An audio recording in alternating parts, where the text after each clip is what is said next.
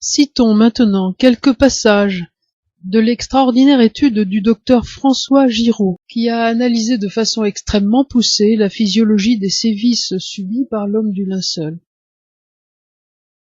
Nous avons tellement l'habitude de lire ou d'entendre le récit de la Passion que l'enchaînement des faits nous paraît normal, et nous connaissons tellement bien l'image du suaire que la position du corps nous semble logique, tant elle ressemble à la position habituelle d'un mort. Et pourtant, deux choses devraient nous frapper. Le temps très court qui sépare la flagellation de la mort, à peine 5 heures, et l'impression que, mis à part les bras, le corps a gardé dans le linceul la position qu'il avait sur la croix. Le vendredi 14 Nissan, probablement de l'année 30, vers 10 heures du matin, la décision de châtier Jésus vient d'être prise.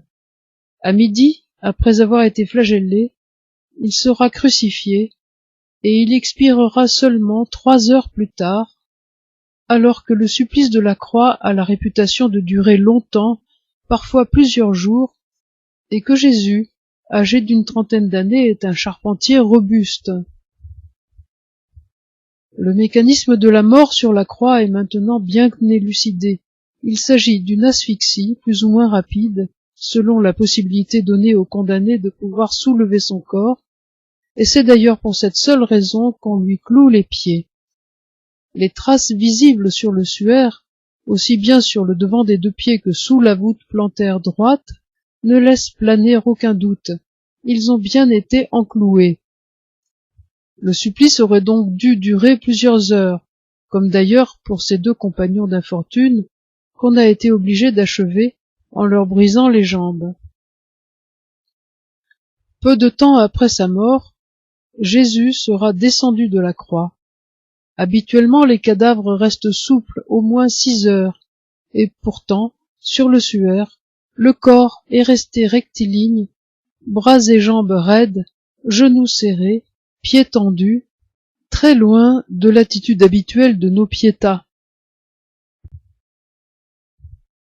Ce ne sont ni les horions de la nuit, ni le couronnement d'épines, même s'il a pu provoquer une hémorragie non négligeable, ni le portement de la croix sur une distance de 600 à 700 mètres, qui peuvent avoir épuisé la vitalité de cet homme. La seule explication plausible doit résider dans la flagellation. Rappelons que la flagellation a été infligée par un fouet muni de lanières terminées par de petites boules de plomb. Si nous essayons de quantifier l'énergie au sens physique du terme, libérée au cours de la flagellation, nous connaissons le nombre d'impacts relevés sur le suaire, environ entre 100 et 120, et on peut prendre donc 110 comme base de calcul. Et l'objet contondant, un petit haltère de plomb d'une longueur de 3 cm, dont le poids peut être estimé à environ 20 grammes.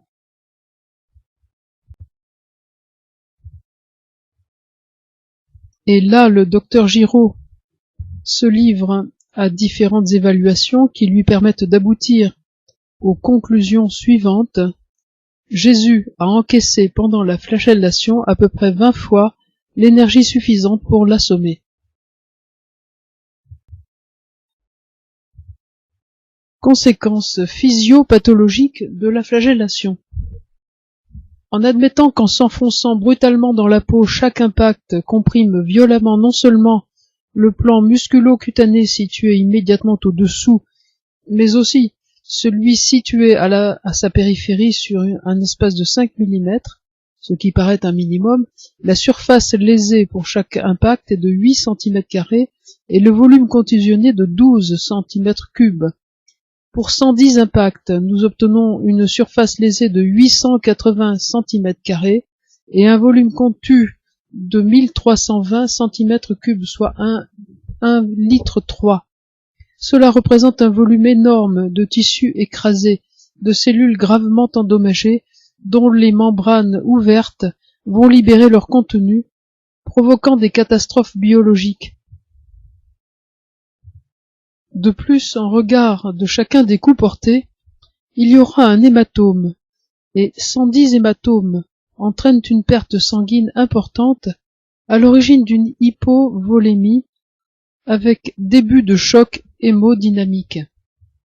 Regardons la répartition des coups de fouet. On voit qu'ils sont fréquents sur le tronc, notamment à sa face postérieure. La dissipation de l'énorme énergie encaissée pendant la flagellation va évidemment ébranler fortement l'organisme, provoquant des lésions des organes atteints, non seulement la cage thoracique, la peau et les muscles, et son contenu, les poumons et le cœur, mais aussi les reins, situés juste sous le diaphragme. Reprenons ces organes un par un et essayons de voir quelles seront les conséquences de leur traumatisme. Les muscles sont composés d'eau, de protéines, notamment d'actine et de la myosine responsable de la contraction, et de myoglobine assurant le transport de l'oxygène, et aussi de sels minéraux, sodium, potassium et calcium. En cas de destruction musculaire, d'abord, les mouvements dépendant des muscles lésés seront difficiles ou impossibles, en tout cas très douloureux et limités. Ensuite, le potassium intracellulaire sera déversé dans la circulation, donnant une hyperkaliémie, et le calcium sera complexé sur place par une protéine musculaire, entraînant une hypocalcémie. Enfin, la myoglobine libérée par les cellules sera transportée par le courant sanguin jusqu'au rein qu'elle détruira. Le cœur est enveloppé dans une membrane séreuse inextensible, le péricarde, à l'intérieur de laquelle il se contracte. La contusion du cœur va entraîner un épanchement liquidien entre le cœur et le péricarde, dont la conséquence, en dehors d'une douleur à chaque contraction, sera une gêne mécanique du remplissage cardiaque, pouvant aller jusqu'à la diminution de façon importante, ce que l'on appelle la tamponnade. L'automatisme de la contraction du cœur repose sur un tissu nerveux particulier et sur des concentrations ioniques précises, notamment en calcium et en potassium, les deux ions dont nous venons de parler. Une anomalie de ces ions entraînera une arythmie, et parmi ces anomalies, les plus graves seront l'hyperkaliémie et l'hypocalcémie, et pire encore, leur association. Pour fonctionner correctement, le cœur doit alterner des périodes de repos suffisamment prolongées, pendant lesquelles il se remplit, et des contractions suffisamment fortes et complètes pour se vider. Si au lieu de cette séquence repos-contraction, il fait une suite ininterrompue de petites contractions superficielles entrecoupées de repos minimes, il ne va plus ni vraiment se vider, ni vraiment se remplir, et son débit va chuter au point de devenir inefficace. C'est ce qu'on appelle la fibrillation ventriculaire. Celle-ci est mortelle en quelques dizaines de secondes et elle est favorisée par l'hyperkaliémie et l'hypocalcémie dont nous venons de parler. Les poumons sont deux sacs remplis d'air, entourés aussi par une membrane séreuse, la plèvre. En cas de traumatisme thoracique, du liquide sera facilement exsudé dans la plèvre, déclenchant d'une part une douleur à chaque mouvement respiratoire et réduisant d'autre part le volume disponible pour les poumons, entraînant une diminution de la ventilation. Le rôle des poumons est de permettre au sang d'avoir un taux constant en oxygène et en gaz carbonique, ce dernier étant l'une des deux grandes composantes acides du sang en cas d'hypoventilation. Il y a bien sûr insuffisance d'apport en oxygène, mais aussi accumulation d'acide carbonique dans le sang. C'est l'hypercapnie, à l'origine d'une part d'une acidose respiratoire et d'autre part d'une transpiration importante provoquant une déshydratation et majorant ainsi l'hypovolémie due à l'hémorragie du couronnement d'épines et de la flagellation. Les reins sont situés à la face postérieure du tronc, juste en dessous du diaphragme, modérément protégés par la cage thoracique, puisque seul Leur moitié supérieure est cachée par les dernières côtes. Ils seront donc facilement lésés par un traumatisme postérieur. Leur contusion va entraîner un œdème et altérer leur fonctionnement, ce que l'on appelle une insuffisance rénale. La myoglobine issue de la destruction des muscles sera entièrement filtrée par les reins. En raison de l'acidité urinaire et de sa trop grande concentration dans les tubules des reins, elle y précipitera, provoquant leur obstruction et l'arrêt du fonctionnement des reins. Les conséquences les plus rapidement graves seront l'accumulation du potassium, dont nous avons vu la toxicité cardiaque, et la rupture de l'équilibre acido-basique avec acidose métabolique. Si celle-ci s'associe à l'acidose respiratoire, on aboutit à une acidose mixte dont l'organisme ne pourra plus se débarrasser. Cette acidification générale de l'organisme sera cause du dysfonctionnement de nombreuses réactions enzymatiques. Donc, pour faire une synthèse de ce que nous venons de voir, après la flagellation, Jésus est groggy. 20 fois de suite, il vient d'encaisser un choc suffisant pour le mettre KO. Il titube, tombe et ne pourra même pas porter seul une poutre de 20 kilos sur 600 mètres. Sa peau et ses muscles sont lacérés sur près de 900 cm².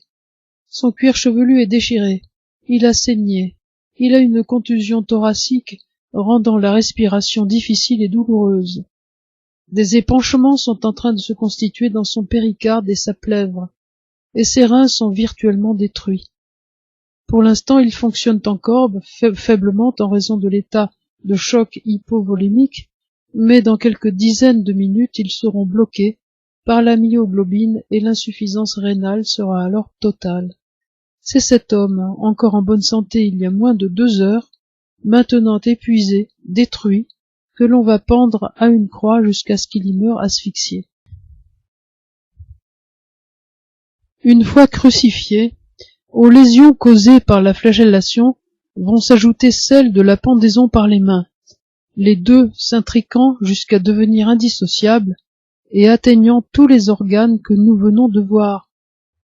Le travail musculaire se fera en anaérobie, avec un rendement ridicule, mais un dégagement de chaleur maximal, entraînant une hyperthermie et une acidose lactique. L'hypoxie et l'hémorragie déclenchent une accélération cardiaque réflexe.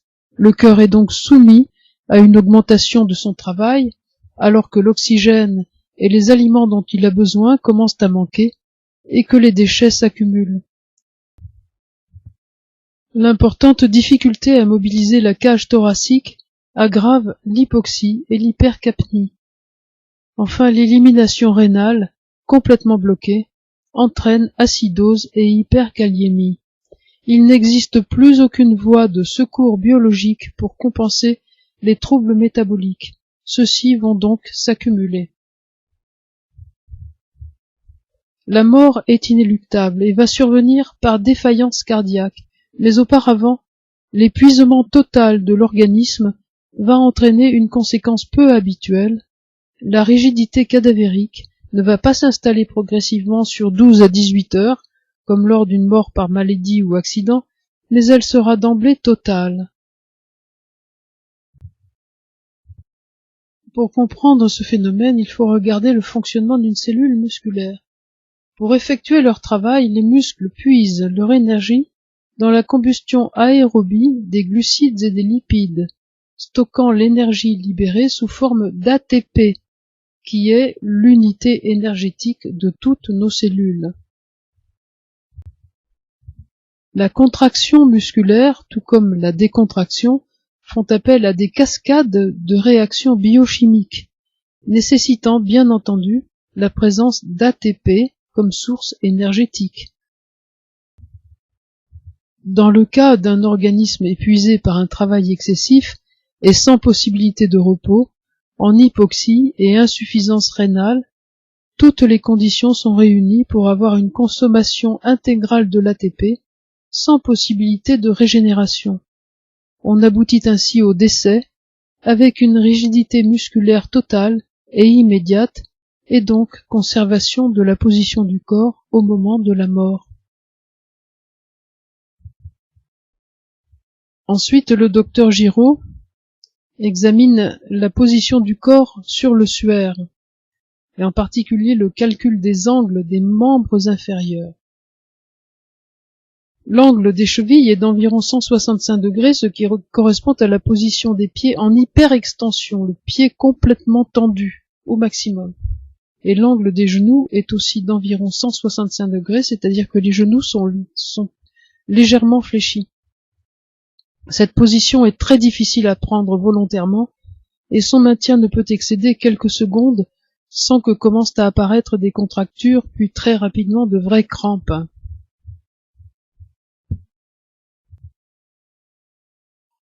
Le docteur en vient à conclure que le maintien des valeurs angulaires telles qu'elles étaient à l'instant de la mort ne peut s'expliquer que par la rigidité complète et immédiate des muscles, et la raison de cette contracture invincible se trouve dans l'absence totale d'ATP, et donc dans une mort par épuisement absolu.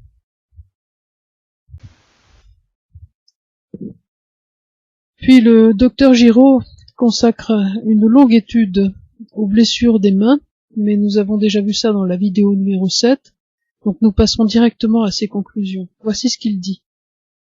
Il s'agissait d'un être humain jeune qui a connu une soirée d'angoisse, suivie d'une nuit complète de garde à vue et d'interrogatoires agressifs sans pouvoir ni se reposer ni se nourrir. Puis, après avoir été flagellé avec une rare violence, reçu une couronne d'épines enfoncée sur le crâne à coups de roseau, il a été chargé d'une poutre de bois et mené vers le lieu de son supplice, où on l'a cloué à la croix et laissé mourir d'asphyxie, de crampes et d'épuisement complet. Derrière ces heures, ces faits, ces mots, se cache une atroce douleur de chaque seconde. La douleur de la peau, arrachée, écorchée, contusionnée en plus de 120 endroits. La douleur des muscles, écrasés par les impacts de la flagellation. La douleur de chaque contraction cardiaque. La douleur de chaque mouvement respiratoire. L'épouvantable douleur des clous qui s'enfoncent dans les articulations en les disloquant. L'intolérable douleur des poignets disjoints, supportant tout le poids du corps, uniquement par ces deux clous qui frottent sur les nerfs.